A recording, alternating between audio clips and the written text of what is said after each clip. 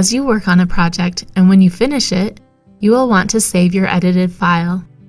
If you are saving a new file or recording, you can click the Save button in the Home tab toolbar to save it, or use the shortcut Ctrl+S. Enter a name for the file, select the desired file type, then click Save. After this initial save, you can click the Save button in the toolbar again to save it with the same name and file type. If you are working on an existing file, clicking the Save button will overwrite the original file.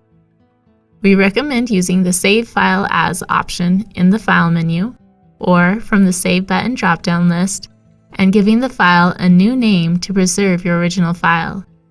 After this initial Save As, you can click the Save button in the Home tab toolbar without worrying about overwriting your original file.